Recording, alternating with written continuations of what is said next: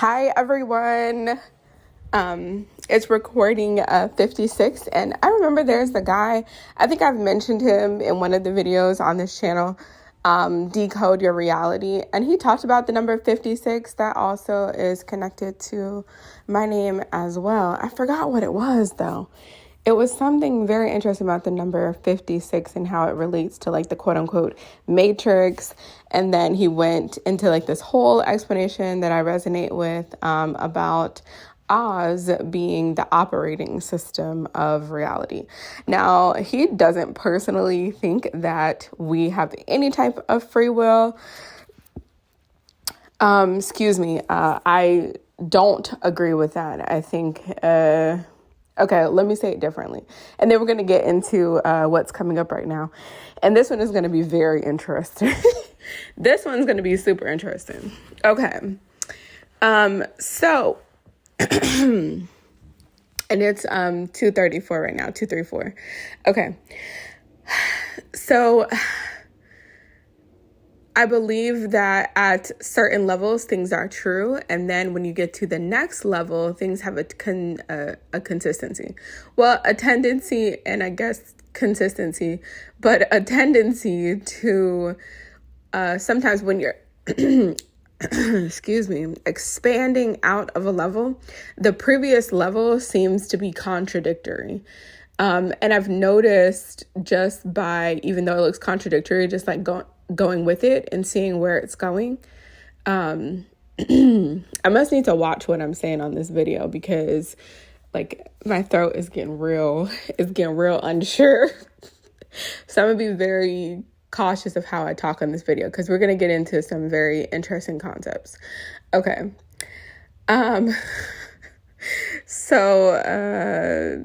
Yeah, the previous level looks sometimes to be contradictory, but most of the time it's really just an expansion on that concept, and there is for lack of a better term, like a certain cap on that level so that people actually finish it. And so it looks contradictory. It looks like it's only one answer until you are finished with that level. Then when you get to the next one, you understand why that level seems to be so, like, what's the word? Like, why it looks to be so unpenetrable. Like, I'm forgetting the word right now. Mercury retrograde. Like, I heard I heard that Mercury retrograde is coming up, and I promise you, every time, like, I'm mumbling and bumbling and fumbling over words. Okay. But anyways, that just means to slow it down. So, okay. Hey, I'm Dee Dee. Welcome to QuantumAcacias. We are going to get to an adventure, an astral adventure right now. So what's coming up is Santísima Muerte and her connection to what I would say are the more rowdy, we'll use that word, more rowdy groups in life. Okay, so these could go into, drug dealers, gang members, things like that. So I have a few dreams with Santísima Muerte, which I actually call her now Mictecacihuatl. I believe that that's who she is, the Aztec underworld goddess. And I also usually see when she comes in that she also comes in with either the 7 African powers or Eshu. I have personally noticed that. So I want to say that as well. Now, this is not going to be the first dream that I've had with her, but this one is it was a very profound dream. And I'm actually going to talk about 2 because they were related to each other. And then at some point I'll come back and I will put the dates that I had these dreams, because sometimes the dates are significant and they were relatively close to each other.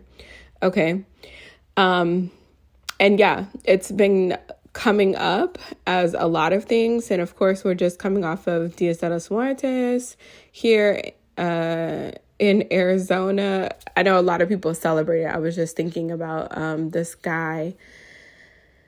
Anyways, that's probably not relevant. But Dia de los Muertos today is the 4th, and so we're still in this kind of period in time. Now, I specifically, after having a dream about Santísima Muerte, Mictecacihuatl, after having a dream about her, we kind of came to the conclusion that every month I would actually do a candle for myself.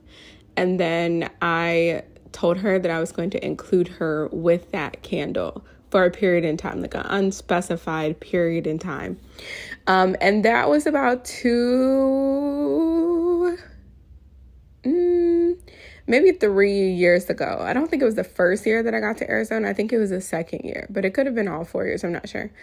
And about 6 or so months ago, she let me know that basically that I don't have to continue to keep doing candles. Like, we have a certain level of connection to each other. And so I don't have to continue doing candles. And it wasn't that it was necessarily required before either. But it almost felt like she was kind of making room for a different energy to come in. And just I just wanted to let you know, you don't have to keep doing candles. But how I am as a person, I still am, because I feel like that's good, and when I hear people who've worked with her over periods in time, she is the mother for it's not lack of a better term, because I could use a different term, but I've specifically heard her called the mother of the rejects.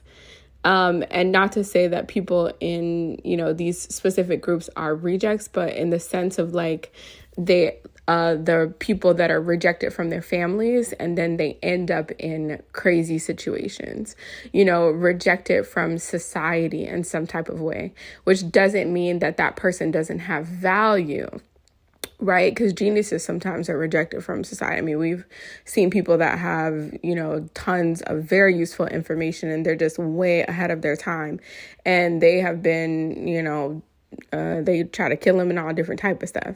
So reject doesn't mean that they don't have any value, but they were rejected in some type of way from a organized, semi-organized, because it don't mean it's always organized, but a semi-organized system or group or family structure. And so I figure that's a very big task to take on, and that she probably needs the extra support. And so anyways, this is going to be one of the dreams that I had this year. I could definitely tell you that it was this year. I believe that it was in July or so, if not May. But like I said, I'll come back and I'll say the specific days that I had these dreams. So this dream was really interesting. I'm going to talk about the first one, and then I'll talk about the second one. Okay. And actually, the fun thing is, because I was talking about that I keep these videos under 30 minutes because of free Canva. I don't have to pay for it if it's under 30 minutes. And then I actually got offered by Canva to get another month for free, because 2 of the videos ended up going over, and I was like, I'm have to pay for Canva.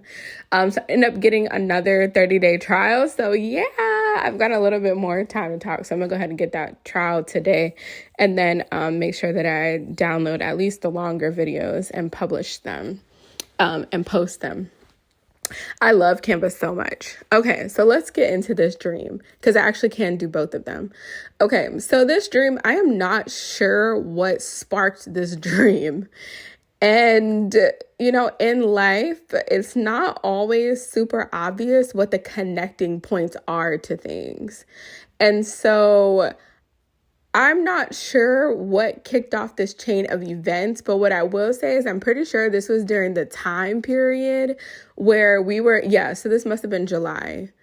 It must have been July. But this was during a time period where, I kid you not, I have no clue what this was about, but there was just a time period where at least 3 or 4 times or 5 times, in a span of 2 weeks, we literally kept having bones show up on our doorstep, on our front doorstep. I kid you not. And there was an event that I'm associating it to, but I'm not exactly sure like why it would be connected, but there's a specific family for some reason in the neighborhood that I believe that it is associated to. Now, the interesting thing is that literally, like, I would walk outside and there would be a bone, okay? Clear, clean bone. No, like, nothing on the bone. It was completely clean. And even like the way that it was burned was kind of strange. Like even some of the bone looked like it wasn't even touched. I don't know if it was boiled or something like that, but it wasn't even soft. Like it, and I'm saying that because I don't think that it came from like the neighborhood cats, and the neighborhood cats are gone now. Like I'm just starting to see like two of them, like literally like 2 days ago, I started seeing cats again, but the cats have been gone for a period of time. But anyways, we did have a lot of cats and birds and things like that, but I don't know, for some reason, I just don't think that it was a bird. And anyways, I would walk outside and then, there would be like a bone, and it was always in the same spot on our welcome mat. The same exact spot on our welcome mat and different bones. And these were like, longhorn bones. Okay. Like steak piece bones. Child, you know who don't eat. I don't know exactly what type of bones and stuff like that. But you get my point. Like they look like they were specifically there, and they were pretty nice size too. Like it definitely was not Popeye's chicken bones. Okay. These were like steak piece bones, and I remember looking them up and stuff like that. Anyways, so I was like, is somebody putting these bones? And they would always be there like sometime throughout the night. Okay. So this was not like in the middle of the day. This was like between 11 p.m. and 5 a.m. I kid you not. And I'd be like, why is someone leaving these bones on our mat? And so what I ended up doing, is that I took some of the bones and then I put them in salt and water, like on my mantle. And then I like just set an intention of like, you know, if someone is trying to take from us, let them lose what they're trying to take and let us gain it. But if they're doing it for some weird reason and it's like to benefit us, or it's trying to make a connection, let it be clear. And then I'm more than willing to open up a doorway, not my front door, not my back door, but a doorway in some type of way. And sure, right? Because when you deal with different spiritual energies and entities and things like that, like I'm not a part of any particular group, but just like with Santisma Muerte, just like with Medusa, Oduduwa, Kali, even some of the angels and things like that, you work with them and sometimes there's very strange phenomenon that happens. And so, there's always the possibility of it being like a normal thing where it's like cats or something like that. And then there's always the possibility of it being something interdimensional. And so I wasn't exactly sure. And so this dream happened around that time. And I feel like to a certain extent, this was kind of an answer to it. But let me backtrack a little bit. So how it ended up stopping, now it'll be interesting because I'm talking about it. And if it starts up again, I will definitely let you guys know. But what I ended up doing the last time, because the last time I got it, it just felt kind of weird, is that this time I basically did like a little reverse to sender, or if it's good, bring it here. And I put it under the doormat so that this time if the person touched the doormat, their intention would already be known, and then they would have like an immediate response to this. And I promise you, after I put this thing under the doormat, we got no more after that. So yeah. And then I ended up having this dream. Okay. So in this dream, I basically was walking to this type of school. Now, I don't know what type of school it was, but I'm assuming that it was a pretty nice school because the outside was brick and it was a really, really nice outside. So I assumed that it was a nice school. You know, it just looked to be like a wealthier school. I don't know. But anyways, I was walking up to this building. Okay. And this is when I gained awareness. I was walking up to this building and I had this sense that I was asked to come to this place to do like a meditation manifestation workshop with people. And so I remember that my feelings walking in were very uncertain. However, I still felt like I was called to go to it. Now, this wasn't called to go to it in a way of like that I was summoned to go there and it was like against my will or somebody was like mind tricking me or something. It was in the sense of like, there's probably something here going on that I need to be aware of and present for. And maybe it's not even about the manifestation itself. That's the kind of feeling that I had. So I was going in there apprehensive. Okay. So I walk in and I'm sitting in these bleachers and there is a basketball court. Now it's interesting because I just did the other video about the basketball court and it seemed to be a completely different setting, but I am noticing the correlation between those two. But anyways, this was, again, like a basketball court, and this was in a school gymnasium. This was like a high school or something like that. This was also like off hours. So it was like a Saturday, and it was like 12 o'clock to like 3 o'clock on a Saturday at the school. Okay. So like I said, I don't know exactly how they got my address or however they contacted me. I wasn't exactly sure how, but it felt like some type of community come together and manifest as a community. So I don't know if that was a neighborhood. I don't know in what way we were a community. But it definitely felt like a community event that was mainly geared towards high school and college kids. Okay. Now I'm flattered. I'm not in college though. I am going to be making 33 this year. Okay. So I am definitely past college. Okay. But some type of way my name got on the list. I'm like, okay, cool. That's interesting. So I go in there and it's like college, high school type of energy. You know, people are loud, you know, some people are, you know, talking to each other about the latest gossip going on.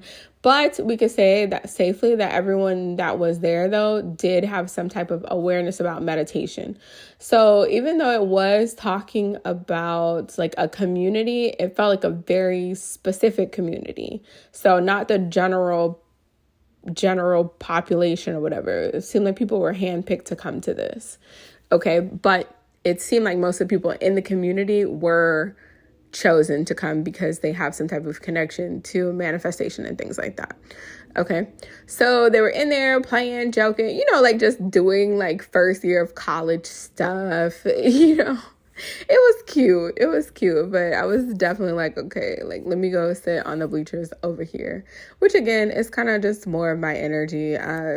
You know, I observe kind of from afar and sometimes I get involved, depends on how I feel, stuff like that. But it just wasn't really my vibe, you know, like I'm just not in that space. And even when I was younger, that still wasn't really my thing. You know, I was definitely more sociable and people knew me and things like that, but there's just certain things that I just never really been a part of my energy field in general.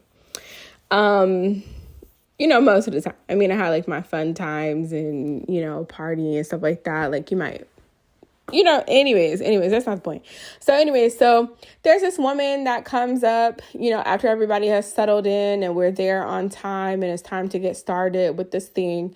And so she is giving us instructions. Okay. Now this is like a stereotypical person that they would put out there in front of everyone, as someone like to listen to about manifestation, like a white woman, blonde hair, yoga pants, you know, crystals, things like that.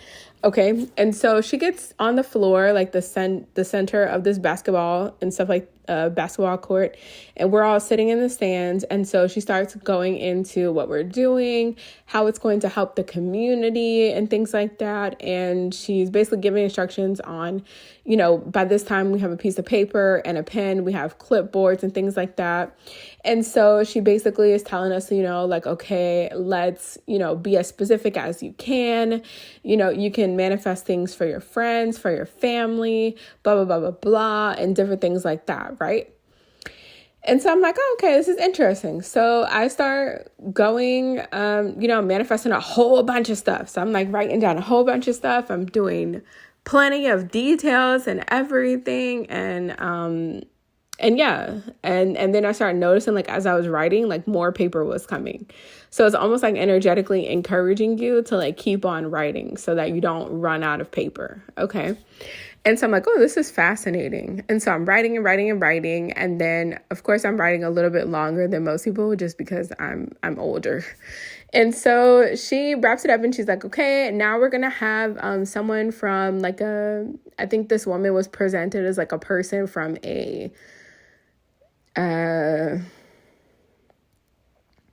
like a sister company or a sister group or something like that was going to come in and then show us how we were going to actually manifest it. So it wasn't just a writing and scripting exercise. This was going to be a manifestation exercise, aka a ritual. Okay. And I'm saying that not out of the context of just like ritual in general, right? So we have daily rituals that we do to keep ourselves up. We have daily food rituals, kind of using it in like a looser term of just like consistency with certain actions to get a result. But I'm saying it in that way specifically for this woman. Okay. So this woman comes out, and the first thing that I notice is that she is walking from an area in the gym that is like a little bit darker. And she is a Spanish looking woman, okay? A Spanish speaking looking woman. Now, let me be more specific because Spanish is Europe, okay? So like maybe like a more native person, maybe someone from Mexico or from South America. She looked to be a South American woman, okay? I'm not sure exactly what country or anything like that. Now, I do know that in the dream, her name was Bailey. She was associated to a Bailey or something like that. I don't remember exactly. But the group that she was coming from was all white, quote unquote, white men. I'm going to say specifically, I believe that they were all Jewish men. And they had suits on, ties on, and I noticed that they were not interacting with us at all. Like in no way, form, or fashion. It was almost like they were having like their own business meeting, just themselves and talking about things. And it was like they were not interested in what was going on at all. So my first thought, just as an older person who has experienced a lot of different things and heard a lot of different things, was like, okay, they obviously do this a lot.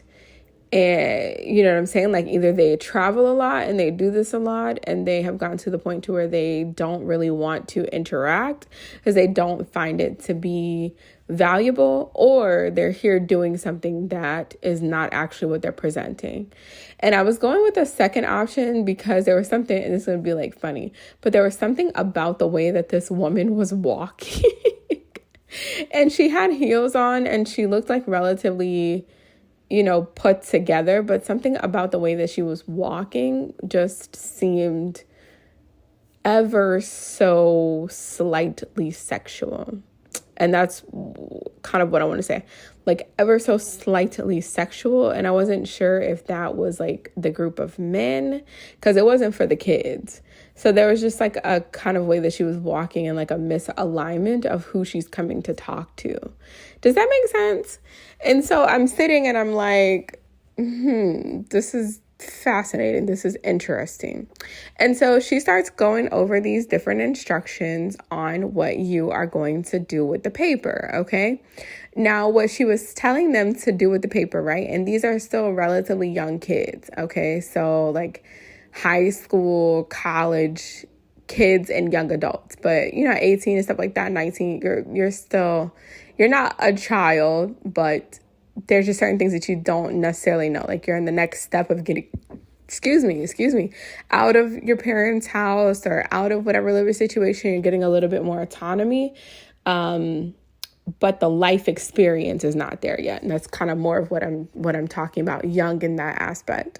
And so she's telling them, like, we're going to take the papers and you're going to like do a drop of blood or hair with these papers, and then we're going to burn them. So they have this little thing in the center of the basketball court that people would come and like burn their papers with their blood or a piece of their hair. So by this point, I'm like, what? At this point, I'm like, what? I'm like, oh my gosh, she wants them to seal it with their blood or their hair, with their DNA. I'm like, oh no. No, I'm like, oh, this is a siphoning event. Oh, it's 3:00 on the dot. Okay. I'm like, oh no, this is a siphoning event. And so I get up and I'm like, okay, I don't know what to do here. And it's just like, I knew that energetically, like, of course, I was going to figure out what to do with the kids, but I'm like, I have to get out of here first and then like brainstorm what to even do with the situation, because what? And so I get up and I start walking out of the building, and the white woman that was there first is like, oh ma'am, you can't go yet until you're done. Like she's still being like cordial because she's not sure why I am leaving. And even though people might have like an idea, they don't want to be like, oh, are you leaving because we're about to do a siphoning ritual? You know what I'm saying? And so I'm like, oh no, actually I've got things to do, and this is not really like in my, it's like not really in my range of things to do. And so then the woman who came out, this Bailey person or connected to Bailey or something like that, she comes out. And, she's following me because I'm going like out of the bleachers, like, back into the school. And she's like, yeah, no, I'm going to need you to, sit down. I'm like, oh, okay. So they're serious. So at this point, I'm kind of testing the water to see like on what level, because I don't know if she is the main one that's, handling the situation. I'm talking about energetically, or if she is handling it for someone. So I kind of want to see, like, is she going to retreat when I'm talking to her? Or is she not going to retreat? Because if she doesn't retreat, that means that she's really powerful energetically. And I have to see, like, what things I'm willing to do. So she doesn't back down, and that gives me my answer. So I'm like, okay, so they might be employing her, but she's the one with the juice, though. So I'm like, okay. So I go sit back in the in the bleachers. I'm weighing conflict right now. And so I'm like, okay. And not conflict like I'm scared, but right, like there's no such thing as a holy war. Like you start interacting with people and you start battling and dueling and stuff like that, there's always casualties in some type of way. So not in the way of like that I'm scared, but I'm like, okay, there's all of these kids. These kids are very innocent. I don't know what level, she's on as far as like, is she like a, soul reaping type of energy? Like where is she going with this? So I go sit down, and what I try to do is I try to give like a piece of hair that's not mine. And I don't even know how I necessarily did it, but it was like I manifested a piece of hair that was not mine. And I feel like it was animal hair. Sorry to that animal, but it was like animal hair. Like I didn't kill any animal or anything like that. I just don't know where it came from. So I don't know who I was going to be linking in. I was just like, give me some hair that's not mine. So some type of animal hair, and then I sent it over there and then I burned it. And when I did that, she was like, no, that's not your hair. And I'm like, oh, snap. 303, okay? 33. Like, I'm like, oh, snap. I'm like, she's really advanced. And so she starts checking this paper that she has with the white woman. And what I'm gathering from it is that they have a list of the people, and there's also some type of way that they also are able to spiritually like connect into your energy to a certain extent. So they're making sure that everybody's energy matches up with what is in this overall community ingredient, right? So I'm still trying to figure out what they're actually doing with this. But whatever she had going on, she clearly knew that this was not my hair. So I'm like, how does she know that? So I try it again and I manifest this, substance that looks like blood, like to make it seem like it's my blood. And before I even walk over there, she's like, I know that that's not your blood. She was like, I know your DNA. And I'm like, at this point, I'm like, okay, this is like real creepy, honestly. And what are you even doing with it? So by this point, I'm like, okay, so you know that I'm not about to give you my DNA or anything like that. Like, we could just cut the stuff. Do you know what I'm saying? I'm not going to do that. And why do you have all of these kids in here doing this stuff and they don't even realize what they're doing? So she's proud of this and she's like, oh, we're using this, and everything that they write down, we are actually going to harvest it from them. So they were having everybody literally write these things down on a piece of paper and give their energy and time and emotions into it. And they were actually putting it in a ritual so that everything that you were manifesting for yourself and your family would actually go to them. And I was like, oh, okay, so this is how like y'all are getting wealth. Like, you're literally stealing people's dreams and energy and things like that in order to bring all of this energy towards you and this group. And so she's basically like, yes. And she was telling me this because she didn't think that there was any type of way that I could like get out of the situation. And there was something with the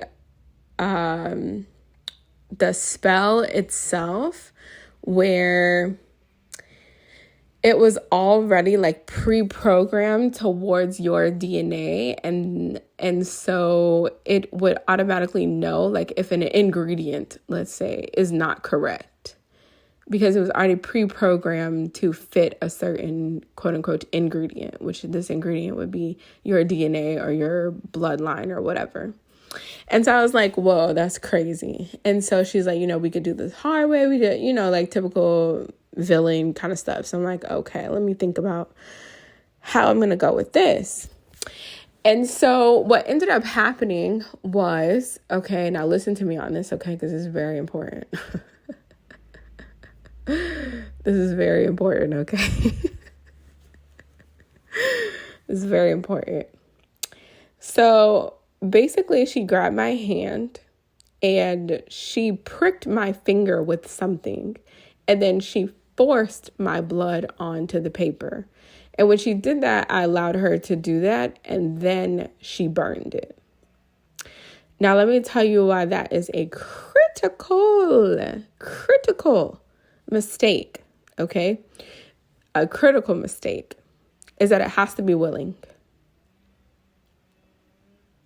It has to be willing. Unfortunately, even if it's unaware, it can still work, but it has to be willing. Now, we could probably talk at another time about what happens, like if you are unaware and somebody has your quote unquote energetic signature or bloodline signature. There's ways to get that back as well. Even if you willingly thinking that you know exactly what's going on, there are ways to get it back. But obviously, the less aware you are and not willing is easier to reverse than something that you willingly did in full, perception or consciousness. Obviously, that's a lot harder to do, but still not impossible. The critical thing is that it has to be willing. Now, when it's not willing, when she forced my finger and she pricked it and put my blood in there anyway, and it was forced, that means that now, since she tried to take my free will, that now she has lost her free will and she actually loses her position over the spell. So even though she's the one that casted it, she's the one that seals it, and they came there to do that. When you push something by free will, the person that you actually push their free will out of the way becomes the head of this. And so basically what I did was just made sure that everybody got whatever they were looking for and then some, and then that whole group and her would lose every single thing that they were willing to take from us, and that we would get that from their energy field specifically. Cleansed and clean, no bad attachments or any type of karmic energy attached to it. And that if they stole it from someone else, that person would also get back what was stolen from them. So does that make sense?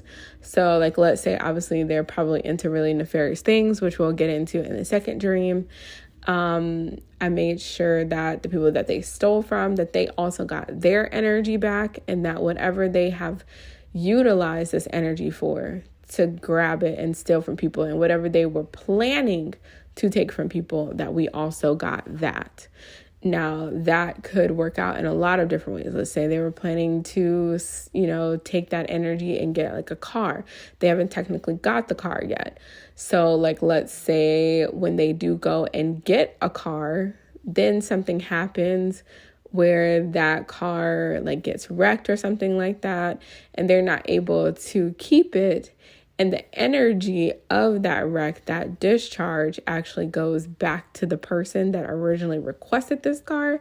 And it makes it easier for them to get a brand new car, or in a situation where something positive happens to them, not in a car wreck, but in some type of way. So the energy returns back to them, and it allows them to get what they were looking to get anyway. Okay, so they're basically like providing the free energy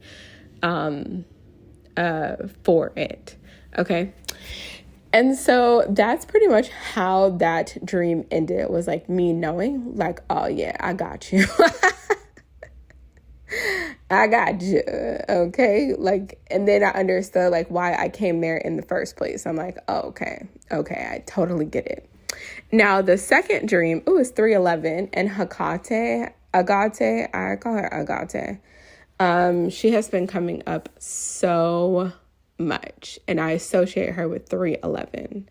Okay, so with the second dream, okay, now this dream was a little bit after this, so I can't remember right now if it was like a week later or 2 weeks later. I can't exactly remember, but it was a relatively short time period from when I had the first dream to when I had the second dream. Okay, now in the second dream, I literally wake up and I am in someone's body next to the woman that was stealing stuff from people.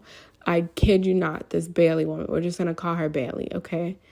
Literally, I was in somebody's body and laying next to her in a bed, okay? Now, I'm laying next to her in a bed, and there's about 3 or 4 other women in this bed, all piled up in this bed together, child. It was crazy. So in my head, I'm like, what in the world is going on here? Now, I do realize that I am in someone's body, and I realized it pretty quickly because I could see this person's hands, and they were not my hands. That also is a tricky thing with free will, because everyone that's connected to you and in on this plan and is helping you concoct this plan also loses their free will. So someone like me is able to take over their body. Do you understand? And this is stuff that like I'll explain another time, but I got this information through QHHT and different past life memories. It's a very dangerous thing to play with people's free will. It's a very, very dangerous game to play, right?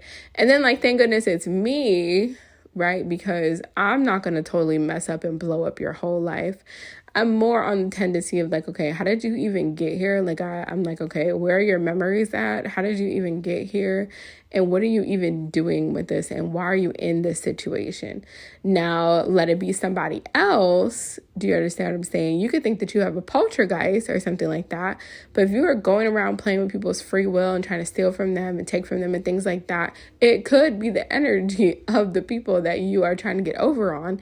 And if their, past life knowledge or ancestral knowledge or something is knowledgeable enough, they actually can gain access to you and mess up your life from the inside. Sometimes people are not even possessed by like a random ghost or a random spirit or something like that.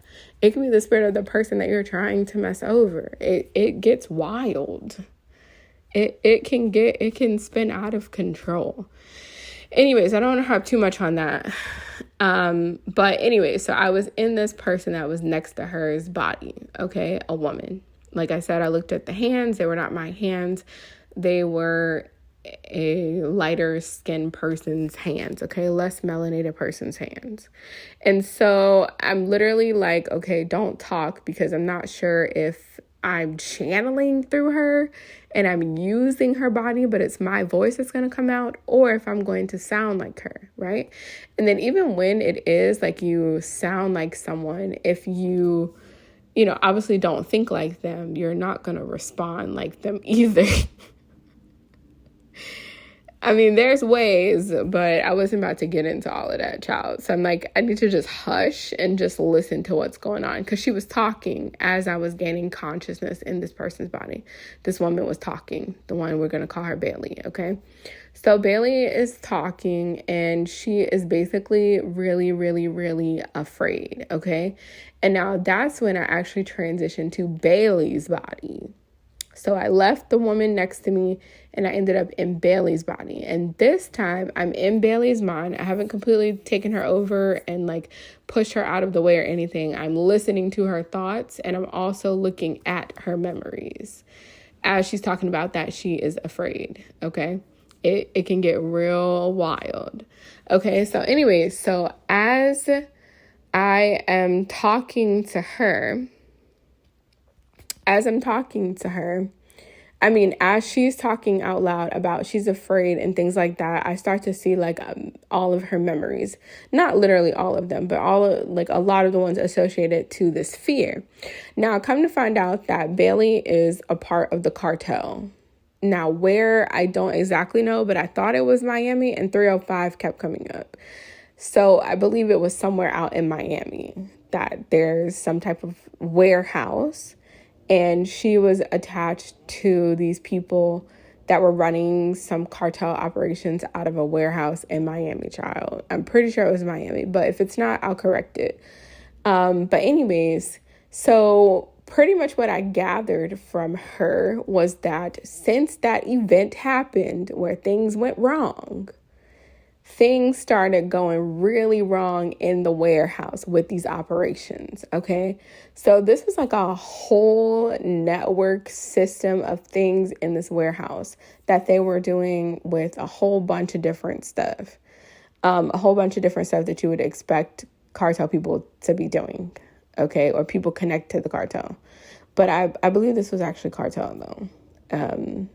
Not just connections, but actual cartel.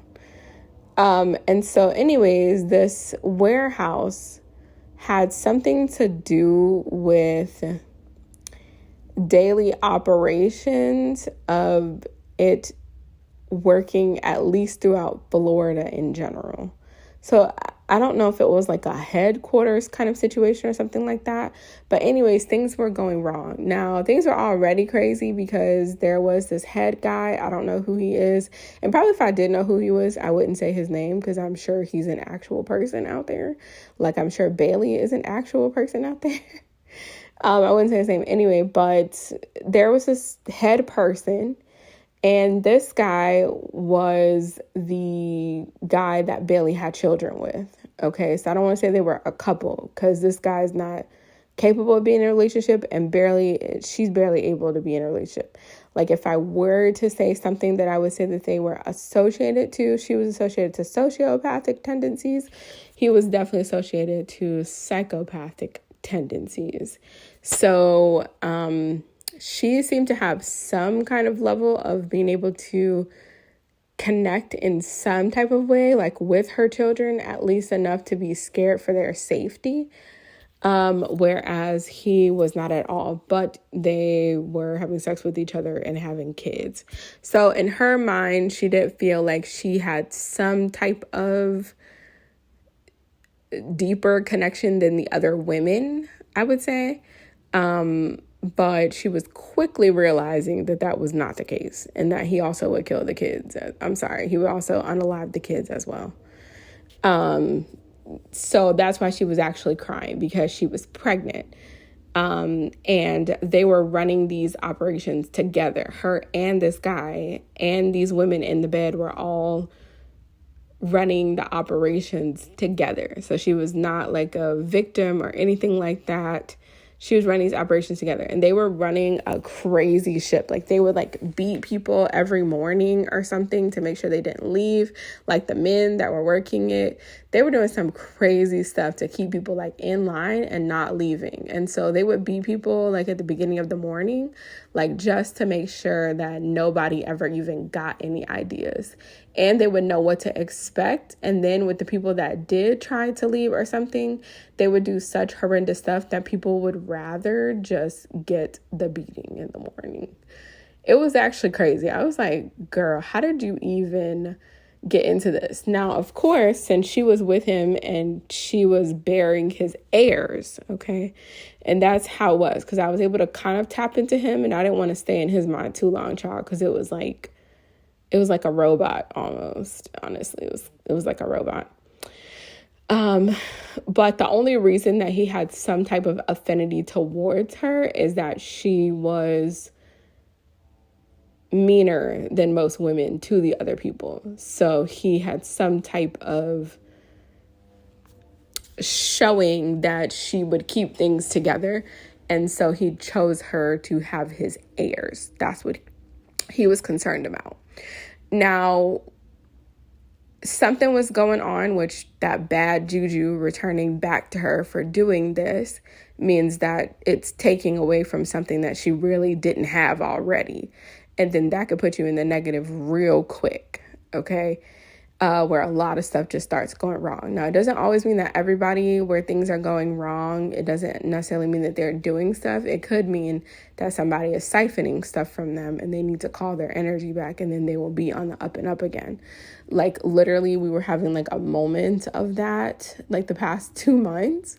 And I'm just like, we were having such good opportunities and everything. And now we're finally, like, after I was like, oh no, something's definitely going on. Then I started putting things into motion, and now we're starting to be on the up and up again. So I know whoever or whatever is trying to siphon from us or whatever is about to be on a downward swing in time for the full moon. So I'm going to double down on it today for the full moon, and then keep it up so that when they start having the retaliation, they don't come over here or wherever and try to cipher from someone else. It's like a crazy thing when you really start getting into, like, it is to a certain extent like quote unquote magic, but it's much more energy dynamics, like literal energy, like not just energy like in a conscious way of like raising our vibration through emotions, like no, like actual chi, actual energy force, life force energy. But anyway, so that bad juju was hitting them, and it was almost like eating away at the little bit of fake empathy and sympathy that was in that place, especially in her mind. So pretty much something had gone wrong. Something had gone really wrong. I don't know if they lost like I don't know the terms, a package of something or a cargo ship or something. I don't know. They lost something. And that was making him rageful. And so he started, unfortunately, being mean to the children. And now when I say the children, not his children, but she had 2 other children. And he was basically threatening like in the morning. And this is where I come in, where she's profusely crying. Like she doesn't know what's going on. She's feeling all hopeless and stuff like that, because he has decided that if they don't get X, Y, and Z back by the morning time, that he is going to take out one or both of her children from a previous situation. So she had children coming into this lifestyle, and then they had children together. And then it was pretty clear that the women in there were being bred to have more of these workers for the cartel group. So it was very much like Handmaid's Tale, and I couldn't even finish Handmaid's Tale. It was so intense.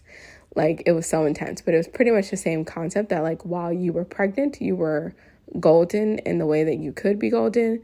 And then once you actually had the child, you were disposed of and treated horribly again. So this was the same kind of concept, and this woman was about like 8 months pregnant or something like that. And so pretty much, now this is the part where I'm not exactly sure why. No, I do know why. So she was crying very profusely because in the morning time, he was going to start taking out her children. Very unfortunately. And there was this thing that she was ticking as far as being pregnant. And so by the time she gave birth, I think she was about 8 months or something like that, which I don't think in the first dream I noticed that she was that pregnant. She just seemed like to have like a little belly, you know, like sometimes women who are pregnant, I have this belly right now, I'm working on it, you know, like after you have kids, especially if you've had like more than 2, you know, like your stomach becomes just more protruded, probably just because the ab muscles are a lot looser, especially if you weren't really working out and stuff like that beforehand. So she had kind of like just like a mom belly in general. But I don't think I realized that she was necessarily pregnant. But anyway, she was like 8 months pregnant. And I was like, oh, girl. I'm like, oh, my goodness. But I'm also making sure that like I'm not soaking in her thing, because I also know to a certain extent, like her children don't deserve this, but she deserves this, because she was doing a lot of crazy stuff that you would expect people in those areas and things like that to be doing. So, you know, taking people out, like the whole thing. So I'm like, okay. So basically, I made myself aware to her. Now, I didn't tell her who I was, but I made myself aware to her. And I was like, I literally have never come across, and I have not, like, up until that day, in my reality, okay? In her reality, she probably always has that. But in my reality, I'm like, I have never come across a person in life that literally has no spiritual merit to work with. People always have some type of spiritual merit that helps them get out of stuff. And it very much is like having a spiritual lawyer or lobbyist for you. Now, I'm not the spiritual lawyer, lobbyist, you know, whatever that's going to be like, oh, you don't deserve this. But what I will do is lobby for you to be able to do some type of atonement to actually make good on these things so that you can actually learn something from it and then return it and then be able to move forward in like your character development. I'm not like, okay, this is how we're going to use this and we're going to weaponize this and blah, blah, blah, blah. So I'm like, I literally have not come. It was like she had not done community service. Like she had not really done anything outside of like what she was being asked to do or required to do. And even like the little bit that she did for her children, like feeding them and things like that, like their level of quality of life, of how traumatic it was being brought into the situation, nixed all of the merit that she had. She literally had 0 spiritual merit. I was like, girl, I have never... like literally never, like literally seeing her thoughts and everything like that and everything that she had been through, well, everything that she had put people through and things like that, literally none. That day made me realize, like, I'm like, okay, there are some people out here who have nothing to work with, like absolutely nothing to work with, like zip, zilch, zero. And so I'm like, oh my God. And so I'm thinking, like, I'm talking to my own team almost, and I'm like, you know, the only thing that we can do, her only saving grace, which is not even her saving grace, but the only thing that we can work on to get her out of the situation is her children. And I want to be clear that getting her out of the situation had nothing to do with her. It had nothing to do with her. Like, if it was just her and she wasn't pregnant and she didn't have kids, she probably would have been unalived in some brutal, crazy way. And I would have never known what ended up becoming of her.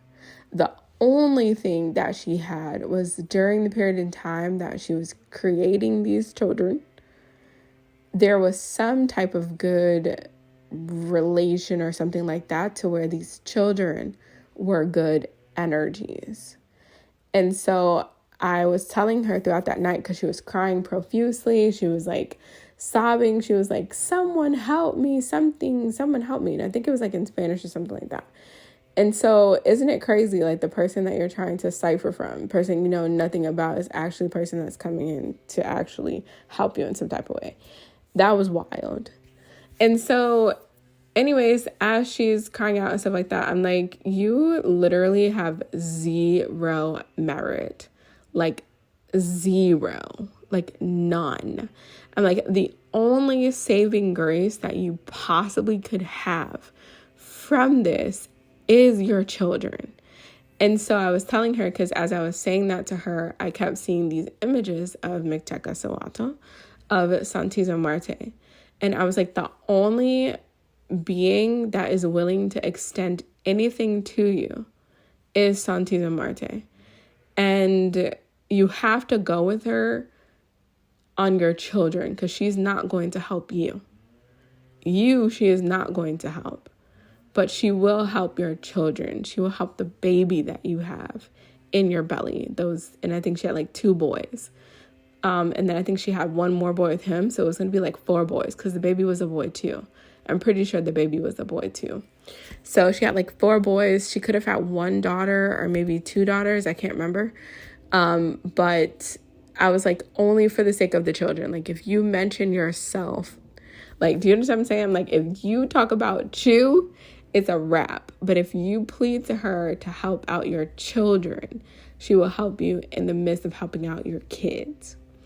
And so she was listening to me. She was trying to figure out who I was and things like that, because obviously she's intuitive and things like that. I'm like, you don't even need to worry about who I am, because right now you got about 3 hours until the show starts. And at that point, you already know that you're not going to be able to escape. So I was like, you need to call in Santísima Muerte, petition for your children, and then if she accepts it, there will be something that happens, and you only have a split moment to get out. And then I was telling her, like, go as far as you can. And there was a specific place. I really do feel like it was Miami. But I don't know if I think she was like in Miami, and then they told her a specific place to go, somewhere else. And like, maybe I'll put where she went. I'm not sure. Maybe like just the state. I'm not sure. But anyways, I'm like, you're going to have a split moment, and then you need to gun it for this place. I'm like, you have so little merit. I don't even know if the car that you get to get out of here will even bring you that far. But I'm like, get as far as you can. Like, I'm like, this woman has such low merit that anything that anybody said to her was going to mess up her life. Like anything, like lose your house, lose your job, lose your car, lose everything, because she didn't have anything to sustain it. Like nothing to sustain it. I'm like, you literally could get a car and it could literally run out of gas on your way there. I'm like, I literally don't even know how far you're going to get. Like, I just want to be clear with her, like, on how bad it was. Like, I'm like, babe, this is bad. Okay, like horrifying. And so pretty much I was telling her as she was like petitioning, because she started petitioning to Santísima in her mind. I was like, when you get there, you need to be on your P's and Q's, like nothing. And you need to start doing community service, helping out the poor, helping out every single person that you can to build up some type of merit, because you have none. And you're going to have a hard time keeping these babies safe if you don't have any type of merit at all. 333 right now. So I'm telling her this, and she's petitioning Santísima Muerte, and we both feel the presence in the actual astral space. I'm calling this a quote-unquote dream, but in the astral space, we both feel the presence of Santísima step in. And when Santísima steps in, there's like this crazy quick sequence of events that happens. Like, babe, you blink and you missed it. This crazy sequence of events that happen where somebody missteps and they go into like this machinery and something happens with the machinery, or that person gets caught. It creates, unfortunately for them, but they had zero merit, so they were the one that this happened to. Do you understand what I'm saying? Like, we don't have any merit. Like, it's easy for things to happen to you. So unfortunately that person was probably doesn't have an arm anymore, whatever. And then the next thing I know, like, that causes enough of like just a mental disruption for everyone, where people start fighting back. There's machetes going on. I mean, it was like mayhem. I'm like, get out of here. So she finally runs out with like 3 of the other women, which she did not take them because she wanted them to go, or their kids because she thought like their kids need to be safe. Like, she literally was doing it to get married. I'm like, this woman is wild. And so she ends up like saving, and I literally had to convince her of like the other women on there, because it was only like, it seemed like those 4 or 5 women and their kids were like the only women in there. Most of them were men. So I'm guessing that they were the only women producing children in this place for all of these men, which is crazy. But I was like, you cannot leave them. She's like, I don't have time to bring. I'm like, you better get them and wait for them, because somebody else was really big pregnant too. And she was going to leave them there too. I'm like, I just don't feel like she's going to get far. But at least if she gets far enough where there's someone that can take her children when something happens to her. So anyways, so there's a car outside, and they're like by some kind of dock or something like that. They get into the car, and I'm like, literally go as far as you possibly can go and go to a homeless shelter. Drop the car off and go to a homeless shelter. And I had to tell her, like, drop these women off where they need to go, and then go to a homeless shelter. Like, go somewhere. And so, yeah, that's basically what happened. I think I do remember seeing, like, in the future of that timeline, right? Because it can shift. But in the future of the timeline, I think I do remember seeing them, like, stopping at a gas station and then getting there. I did see her drop the women off, like, at family or something like that, and then she took her kids to a shelter. So I think she did follow everything. But it was absolutely so wild. It was actually so crazy. And yeah, I thought that would be interesting to share. I've had a lot of intense dreams like that, especially with Santísima Muerte, to the point where I was like, I don't know why she's reaching out to me, because I'm not the intended audience. But then I literally was led to this video with this guy, and he was like, the path of the holy death is a very different path. And then he was the one that said that she's like the mother of rejects. She's the mother of the people in society that have no mother. And so he literally said, like, sometimes, you'll see that she is associated to, people that, are drug dealers and, do nefarious things. But that's not the only people that she works with. He was like, so if she's being called to you, you're not in that lifestyle, you're probably going to see these things, but that's not all that she works with. And so I was like, okay, because I'm like, yeah. And I honestly think that the reason she was helping these children is probably because she had some type of connection to these children. And maybe that was like a bloodline thing. Like, maybe someone in her bloodline at some point in time was a devotee of Santísima Muerte or of Mictecacihuatl. And so she's helping out the bloodline as like a favor. Because I feel like if there was no type of connection, she would have definitely said no. And unfortunately, it just would have been a very tragic situation. But yeah, that's what I wanted to share. I've had other dreams like that with Santis and Muerte, where I'm kind of trying to help out where I can, or someone is helping me out where they can. And so, yeah, I wanted to share that. And then some of the nuggets about free will and different things like that. Because there are some people that get into things like the left-hand path or Satanism or Luciferianism, and they have like this idea that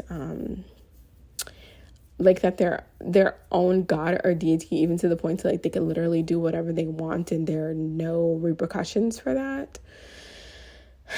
And I just want to say that that is 1,000% untrue. And my understanding of it is that, number one, is not a perfect system. That's number one. Especially the karma, reincarnation, dharma system. It is not a foolproof system. It definitely has a lot of flaws. Within those flaws, though, there are very organized systems for the most part. And a part of some of these organized systems is the concept that, how would I say that? Sometimes, like, when people are doing things to other people, it can look like to these higher councils. There are higher councils, okay? So, like, there's one god or sky daddy or something like that over everyone and judging everyone. I've not seen that to be the case. Sometimes you don't even make it to a council, and I'll talk about that in a second, like with everything I'm talking about right now. But there are councils. There are definitely councils. I think there are dimensional councils and density councils. Now, you've got to be a pretty bad seed for the council to step in. This is like the Volturi stepping in. Do you feel what I'm saying? Like, this is like the Volturi stepping in. Now, I'm not saying that's the only reason that you would go to a council. That's not the only reason that you will see them. But if you're doing nefarious stuff and then you reach the council, you've got to be doing things that are impacting things on a density level. And I'm starting to hear like a noise. So let me just make sure I'm not getting into too much of a situation.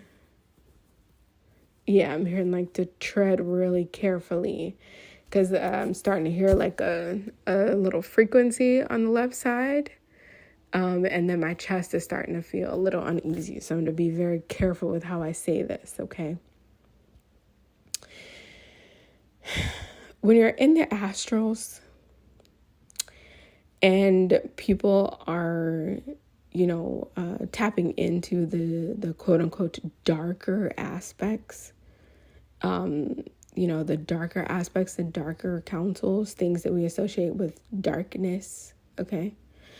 I can guarantee you that on the quote-unquote higher levels of these, that there is no consolation prize for you being the biggest anarchist or wickedest person on the planet.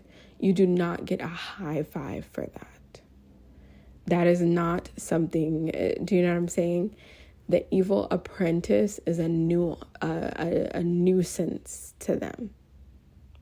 And I want to say that, like, from the bottom of my heart. You do not get a high five for causing as much havoc on the planet or trying to submit people to your rule or authority.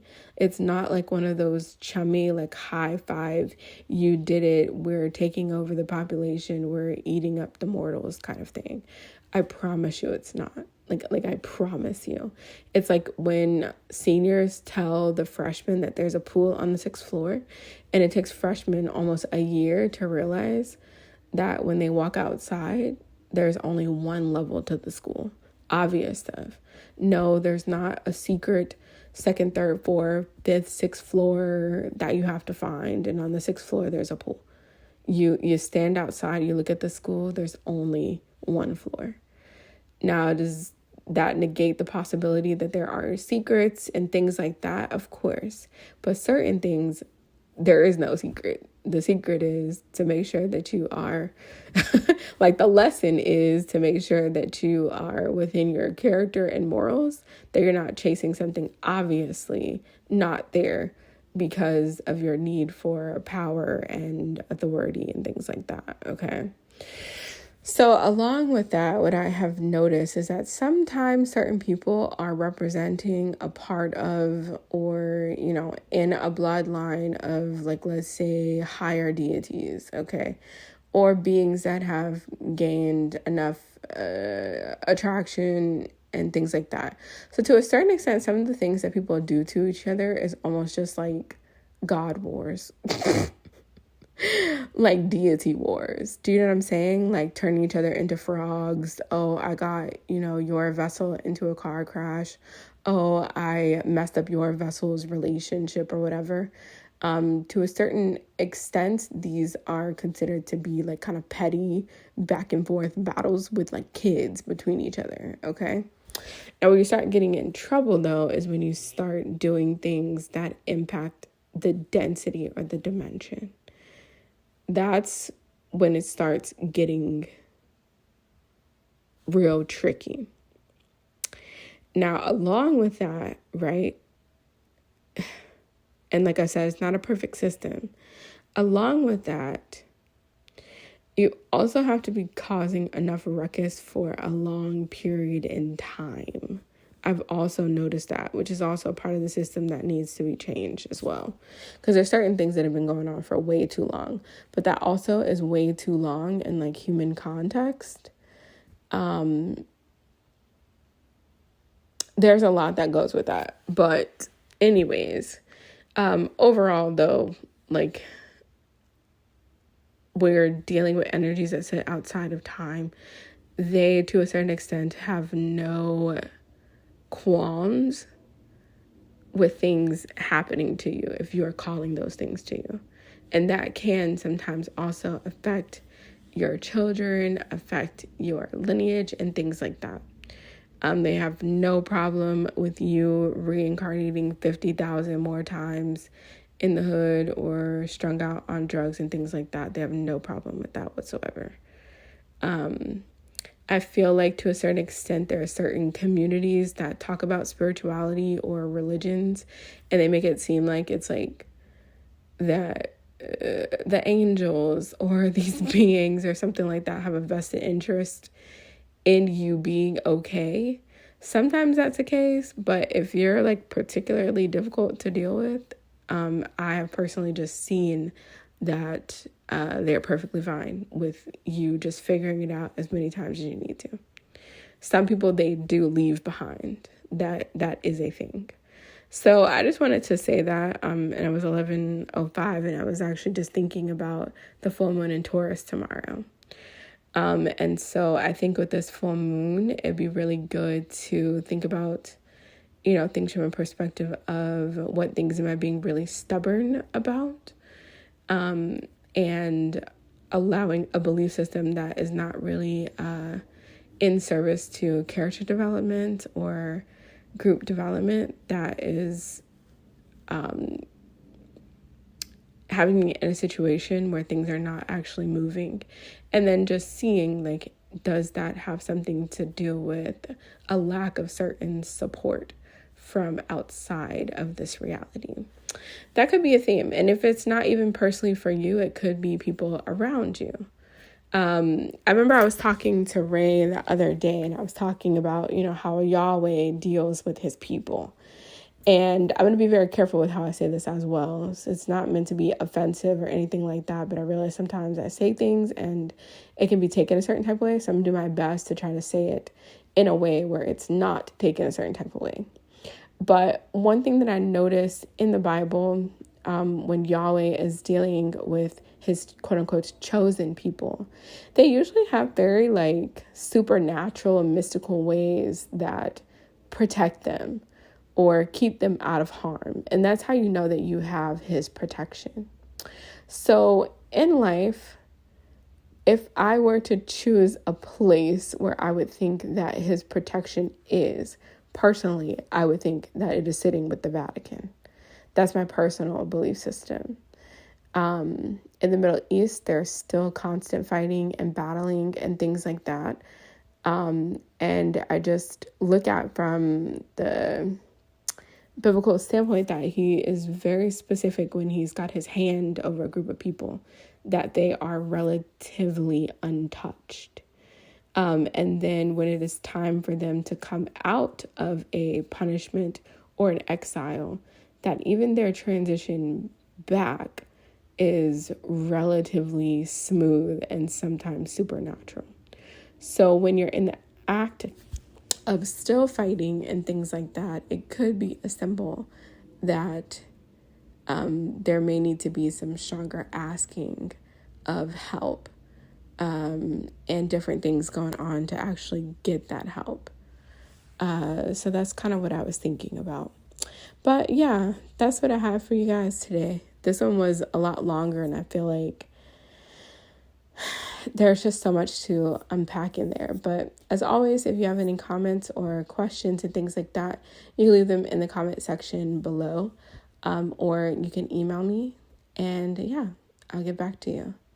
All right, friends. Bye.